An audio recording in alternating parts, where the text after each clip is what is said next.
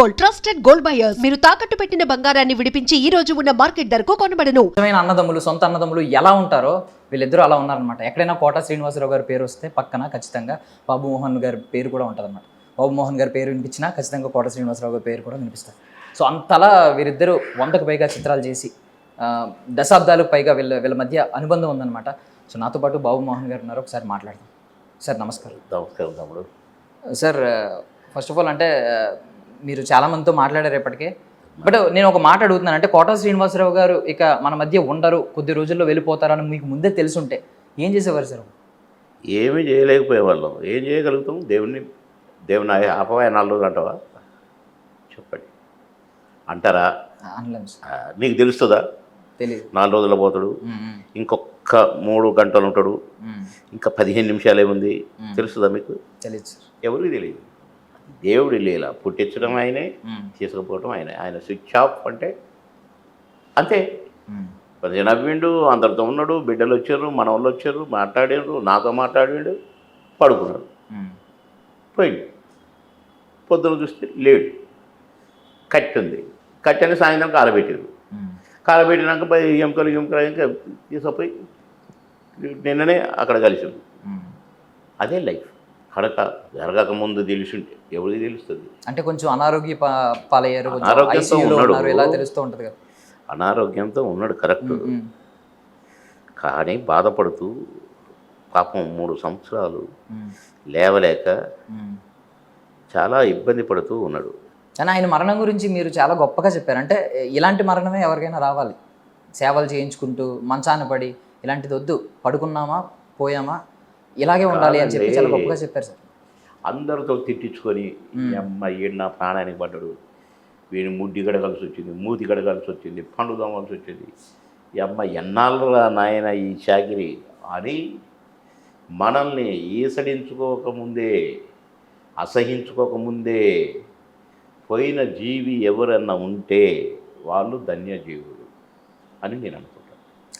అదే కోవలో 3 ఏళ్ల నుంచి మా అన్న బాధపడినా వాళ్ళు పట్టుకొని లేపి కూర్చుంటూ కూర్చుండి కాళ్ళు నొప్పితో బాధపడ్డా, కానీ పోయేటప్పుడు మాత్రం నాతో సరదాగా మాట్లాడాడు, పిల్లలతో సరదాగా ఉన్నాడు. డే అంతా 3-4 రోజులైంది వచ్చి మనవాళ్ళు 2 కూతుర్లు అందరు ఇంటి నుండి ఉన్నారు, అందరిని చూసుకున్నాడు, కొంచెం భోజనం చేసిండు, కొంచెం పడుకున్నాడు, వెళ్ళిపోయి బాయ్ కథ.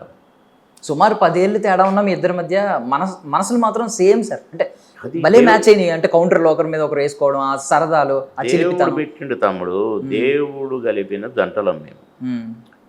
దేవుడు మాకు అలా పెట్టిండు, మమ్మల్ని అలా కలిపిండు. అసలు ఆయన ఎవరో నేనెవరో, ఆయనది వేరే ఊరు, నాది వేరే ఊరు. ఆయన విజయవాడ, నాదేమో ఇక్కడ వరంగల్, ఖమ్మం. కనుక మేమెప్పుడు కలవల. ఆయన ప్రతిఘటనతో ఆయన స్టార్ అయ్యాడు, అంకుశంతో నేను స్టార్ అయినా. మాకు అంటే స్టార్డమ్ తెచ్చిపెట్టిన సినిమాలు, మాకు మేము క్లిక్ అయిన సినిమాలు.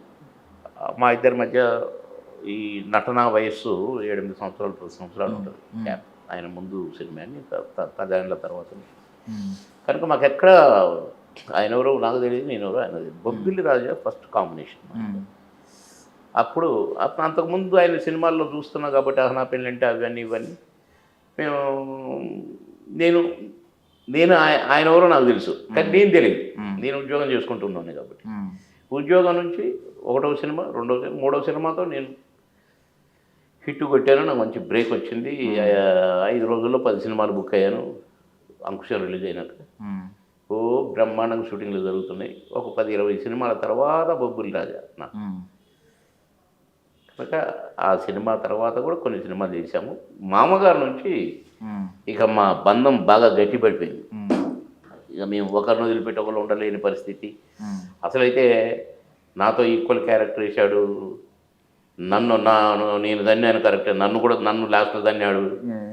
అట్లా కాదు, బాగా చేసావంటే బాగా చేసాం, నువ్వు బాగా చేసావంటే నువ్వు బాగా చేసావు అనుకున్నాం. కాకపోతే అప్పటి సినిమాల్లో ఏంటంటే ఆయన ముందు ఒక 5 సార్లు 6 సార్లు తన్నినా లాస్ట్ తన్ను ఈజ్ ఈక్వల్ టు 6 తన్నుడు. అంటే మీరు రివెంజ్ తీసుకునే సీన్ ఉంటుంది సరదాగా. చాలా ఐ మీన్ దానికోసం ఆడియన్స్ కూడా ఎగరగా వెయిట్ చేసేవారు. అప్పుడు దాకా ఆయన దంతున్నప్పుడు ఒక సైడ్ ఉంటారు కదా, మీరు ఎప్పుడు దంతారని వెయిట్ చేసి లాస్ట్లో తన్ని. దీని మీద ఏమన్నా సరదా సంభాషణలు జరిగేవి సార్ సెట్స్లో మీరు మాట్లాడుకునేటప్పుడు? అబ్బే అదేం లేదు. లాస్ట్ నేను తంతాను నా టైం వస్తుంది అని చెప్పి మీరు సరదాగా అనడం అలాంటివి? అట్లా కాదు, కానీ ఎప్పుడన్నా కాలు తగిలినా లేకుంటే ఏదన్నా తగిలినా కూడా నెక్స్ట్ నేనున్న జాగ్రత్త అనేవాడిని. అమ్మ నా కొడుకు నువ్వు కొట్టినా కొడుతారు అనేవాడు. నేను కొట్టేటప్పుడు మరి ఇప్పుడు దెబ్బ తగిలితే నాకు సంబంధం లేదు, అట్లా అట్లా బ్లాక్మెయిల్ చేసేవాడిని.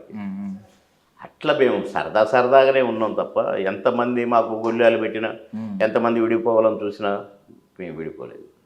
చాలామంది మా జంట విడదీయాలని చూశారు, ఎవడి వల్ల కాలేదు. ఇప్పుడు RRR సినిమా వస్తే ఇప్పుడు